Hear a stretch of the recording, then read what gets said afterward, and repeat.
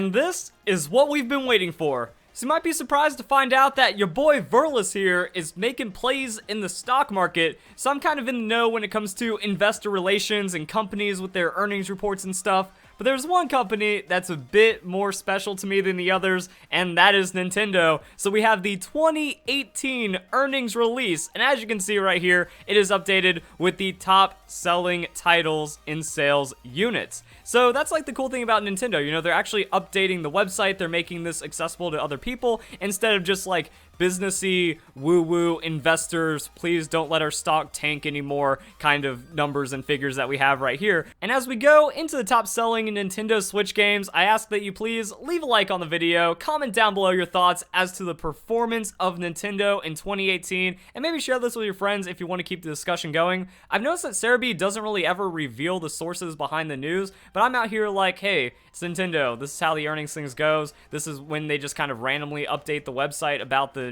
game information, so I hope you appreciate that, and if you do, don't forget to support the channel. So number one is going to be Mario Kart 8 Deluxe. Now, if you've been keeping an eye on Nintendo Switch sales and just sales in general, this shouldn't be too much of a surprise because Wii U, Mario Kart 8, number one, and it's already crazy, like 8.2 million sales.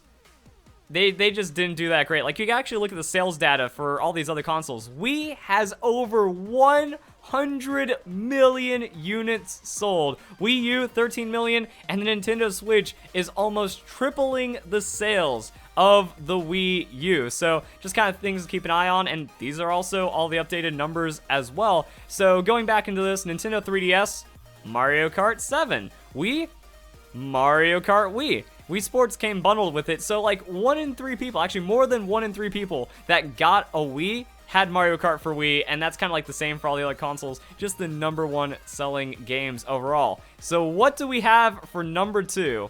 Super Mario Odyssey, up to 13 million, almost 14 million units sold. Mario with his grand adventure doing well. And then number 3, there it is, Super Smash Bros. Ultimate. Dang. Outselling Pokemon Let's Go Pikachu and Eevee, and also outselling Legend of Zelda Breath of the Wild. I'm kind of surprised at how Breath of the Wild hasn't really held up. You know, it's getting passed by a lot of the games that have come out after Breath of the Wild, despite being one of the best, more staple games for the console. However, guys, Pokemon Let's Go Pikachu and Eevee, 10 million units sold.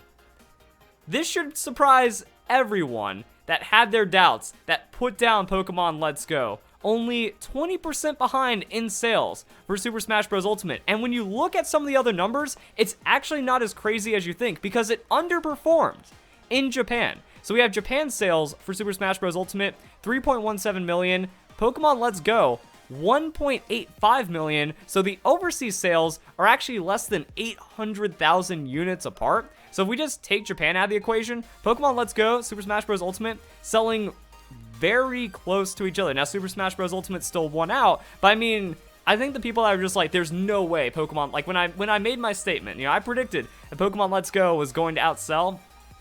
Just the hate, the negativity that people responded to that statement with doesn't make it feel like it's going to be that close together and really just kind of determined by the outside of Japan performance that heavily. And I honestly think that Pokemon Let's Go has a lot more room to gain sales because, like, when you think about it, as all the other numbers and as all the other sales figures and units were coming up, it really didn't feel like it was going to go this way. You know, Super Smash Bros. Ultimate on the Wikipedia page at 5 million, Pokemon Let's Go Pikachu and Eevee at 3 million, and I feel like there's a really heavy agenda, if not misunderstanding, if not just kind of blindness to the overall sales performance of Pokemon Let's Go and Super Smash Bros. Ultimate. It felt like all the articles, you know, they were putting down Pokemon Let's Go, trying to buff up Super Smash Bros. Ultimate, really getting the popular opinion clicks, despite the sales figures not really adding up. That when we see these like 3 million and 5 million unit numbers, these are like the first couple weeks of sales. Like this one right here, 3 million sales in the United States, well, that takes the first 2 weeks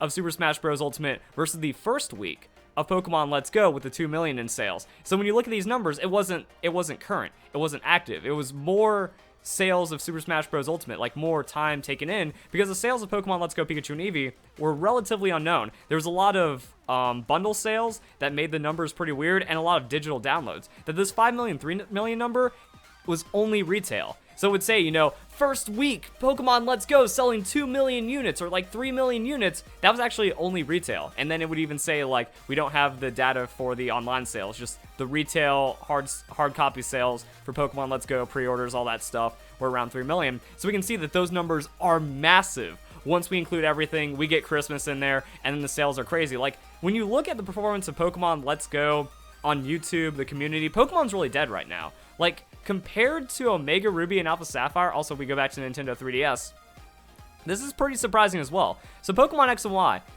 actually beating out Pokemon Sun and Moon in the long run. Like, Pokemon Sun and Moon sales have stalled. They got a massive, like, 2016 sales, and then nothing since. Omega Ruby and Alpha Sapphire has actually been creeping up. Like, more people are going back and buying Omega Ruby and Alpha Sapphire than picking up Pokemon Sun and Moon. So that's the thing. And then all the way down here, Pokemon Ultra Sun. Oh wait, whoop, let's go fix that. There we go. Pokemon Ultra Sun and Ultra Moon, not even like visible. It's actually at 8.2 million units. So the enhanced version selling half of Pokemon Sun and Moon.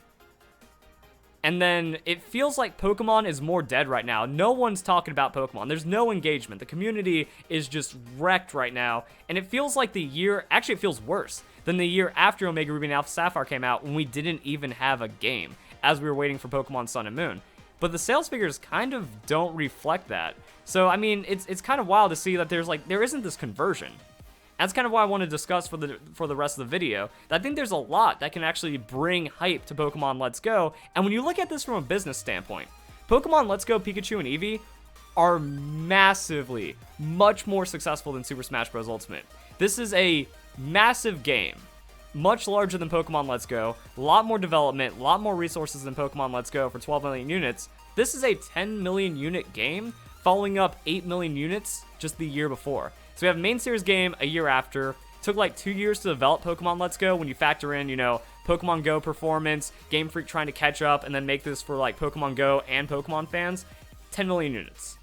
This was a much more profitable game. This was a better business game overall. However, the engagement online is a lot different. Like, you look at Alpharad. Alpharad is popping off right now. He has like 50 million monthly views on Super Smash Bros. Content, regularly getting like 1 million views per video or close to that. Some of the videos going well over every day. And the weird thing is, Super Smash Bros. Ultimate sold less initially than Pokemon Sun and Moon. So there's more people playing Pokemon Sun and Moon, or at least buying Pokemon Sun and Moon, but then the engagement was much less. You know, I think my peak was at 16 million total monthly views, which is some of the highest we've ever seen in Pokemon, and that's still a third, actually less than a third of what Alpharad is getting off a game that's selling lower. So the community engagement on Super Smash Bros. Is much higher, and also compared to Super Smash Bros. 4 and Brawl. Like, I thought that Ultimate's performance was going to be better than those, but still not as crazy as Pokemon's. I thought that Super Smash Bros. Ultimate was going to sell 6 to 7 million units, and then Pokemon Let's Go was going to be around 5 million from the initial data, but it seems like it's a lot crazier. Because if you consider it, you know, 4 to 5 million sales for Pokemon Let's Go versus 6 to 7 million sales for Super Smash Bros. You know, that means that Pokemon Let's Go would need 50% more sales to catch up to Super Smash Bros. Ultimate. But when the gap is only 20% more sales, it shows that Pokemon Let's Go is a lot more competitive than people think. And when you think about the DLC, Super Smash Bros. Ultimate, it's finite. Everyone knows exactly what they have signed up for at this point. You're getting 5 DLC characters. It's not like they're going to add another game mode. The game is already overloaded with tons of features. So as we get news about Generation 8, if the 2019 games get people so hyped up, and then they know they're buying a Switch for it, you know, some people, they haven't even bought a Switch yet, or they might have gone for Ultimate over Pokemon Let's Go. With all of that in mind, you know, people could go and pick up Pokemon Let's Go at any time, but I feel like the staying power of Super Smash Bros. Ultimate isn't going to be as long. But as people get excited for the new Pokemon game, they might just say, I need something. I need my Pokemon fix now. If Pokemon 2019 is that hype, I see sales coming in for Pokemon Let's Go. Also DLC. If there is some kind of DLC that adds like the Sevi Islands, a new area, maybe gives evolutions to the Kanto Pokemon. If there is any significant content added to Pokemon Let's Go, millions of sales right there. That could be what converts tons of people that chose to not pick up the game. But Super Smash Bros. Ultimate, if Waluigi comes in, it's not like there's a million people that are like, oh, I'm only buying this $60 game for Waluigi or Goku. Like, those sales don't exist. So I think that there is still a chance for Pokemon Let's Go to take over Super Smash Bros. Ultimate in the long run, and that it didn't actually get beaten up as much as people thought. You know, you talk about it, and it's like, no, Super Smash Bros. Ultimate is going to like double. It's just going to completely demolish Pokemon Let's Go. But that is not the case. It's just that the community interaction's not there. Pokemon community, dead. People, toxic. It's just falling apart right now, and that's mostly just from like the entitlement, the way the announcements went. There was a lot that went wrong with it, and considering so much that went wrong, still 10 million sales, massive success.